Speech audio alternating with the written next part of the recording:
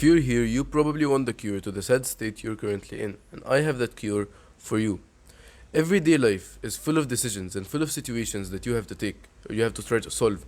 And there's a decision that most people ignore because they don't even realize that's there, but they always make the wrong choice and they answer the question in the wrong way in the first place. And that decision is choosing to think positively or choosing to think negatively.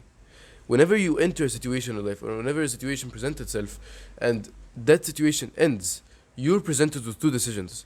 Do you want to think positively about the situation or do you want to think negatively about it? Most people always choose negativity without even realizing what it does. And the problem with that is negativity possibly affects the rest of your day. So you're going to be negative throughout the rest of your day and you're going to feel like everything is targeting you even though you knew in the first place that no one was trying to harm you. Okay, let me explain this in deeper reasoning. Let's just say you're playing a video game and you die for some reason and something happens to the video game or you just start lagging and you just start having insane lag and you just die.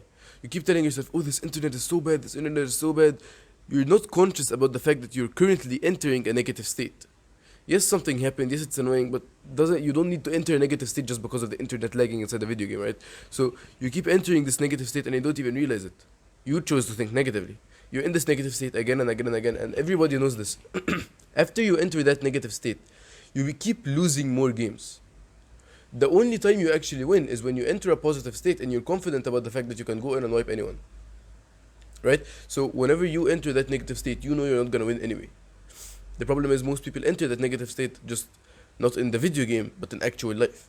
So they basically lose at everything that's coming their way because they're not looking at life in a positive sense, or through a positive lens. They're looking at it through a negative lens. And what is choosing to think positively about the situation in the first place? Like that's why you clicked on this video, so here it is. Choosing to think positively basically means it basically goes like this: step 1, you're presented with the situation. Step 2, you realize and you acknowledge the fact that you're pissed off about the situation. You acknowledge it. You don't just ignore negativity or just store it inside you to try to be more positive. That's called toxic positivity. And that basically means that you're storing things inside of you. You're storing all the negativity inside of you without actually acknowledging the fact that there's negativity in the first place. So you're basically wearing the mask of positivity, not actually being positive. And that's completely wrong. That will actually do more harm than good. So the way you can actually be positive in the first place is by acknowledging the fact that you're pissed off. Like, this just pissed me off. I'm pissed off about this thing. Then telling yourself, but I won't let it affect the rest of my day and I'll choose to think positively. So then you first you acknowledge the fact that you're pissed off. Then you tell yourself, oh yeah, I'm not gonna let this ruin the rest of my day, and you try to look for a positive in that situation. Since there's always a positive for any situation you're in. Always remember, don't make it toxic positivity. Don't store the thing inside of you. Try to acknowledge the fact that it's there. Try to acknowledge the fact that it's pissing you off. Know the emotion you're getting and tell yourself, I'm not gonna let this affect me the rest of my day. That's how you use positivity, and that's how you're going to be happy throughout your entire day. Because whenever you choose a positive option, the rest of your day becomes wins, just like inside the video game. And if you want to learn more about this and you want to take this more seriously, I have a community called Social Media of Positivity. Link in the description. I'll be waiting for you in there. Anyways, back to another point I wanted to talk about. You know emotional contagion. It's basically how emotions are basically contagious. They spread from one person to another just like a virus.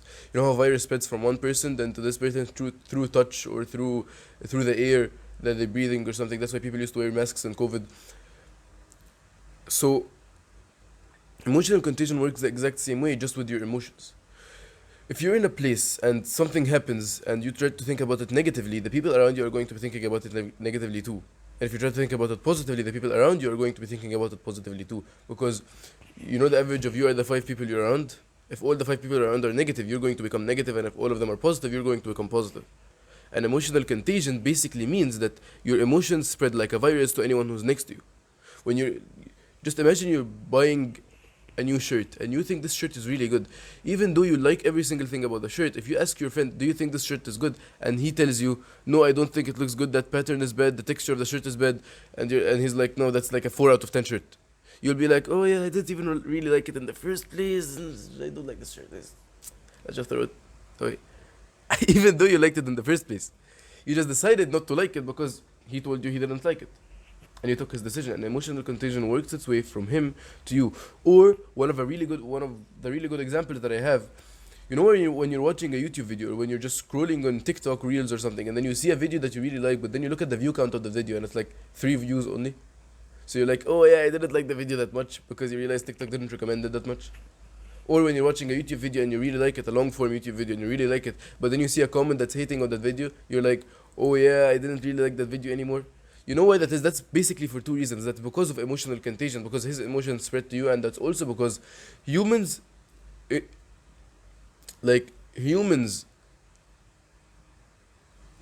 always want to enter a group. I don't know how to explain it in the first place, but humans always wanted to enter a group, wanted to be part of a group.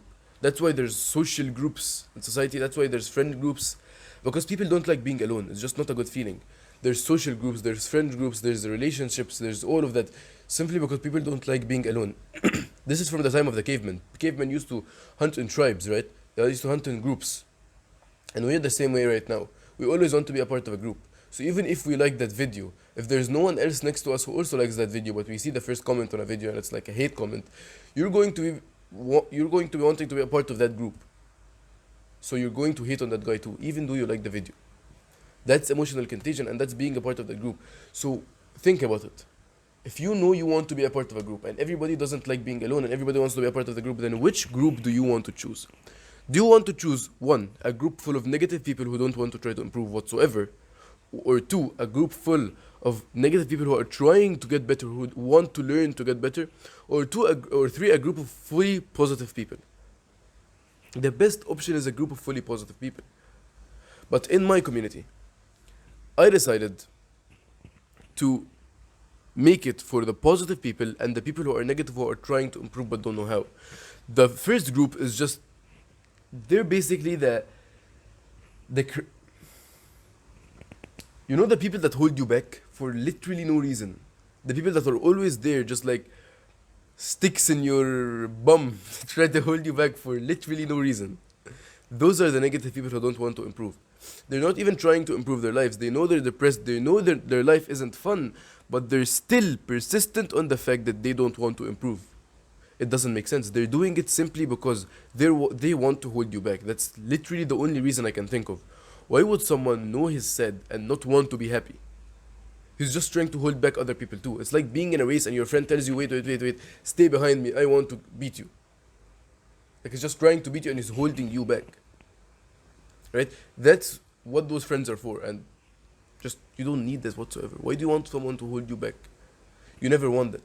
The friend that you do want is one of the other two. Because a negative person who wants to improve, you're going to be able to help that person improve, and I'm going to be able to help that person improve too. But a positive person is someone who's gonna pull you up. Just like the negative person pulls you down, this guy does the exact opposite. He pulls you up, he helps you up, and when you become positive, you can help him too.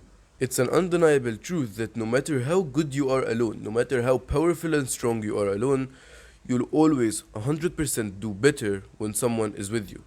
But imagine not one person with you, but an entire group of people. It's like a cult who's with you the entire time. Better yet, a cult of people who are positive and have your same ideals, morals, and beliefs. Now imagine the positive boost that would have. Imagine how much your life would improve if you have that group of people with you. Like, you know, if you have one person with you, whenever you fall into negativity, he'll help you back up, and whenever he falls, you'll help him back up.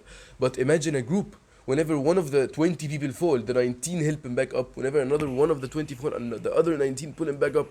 Imagine that group with you. Just imagine the amount of power you'd have if that group was on your side.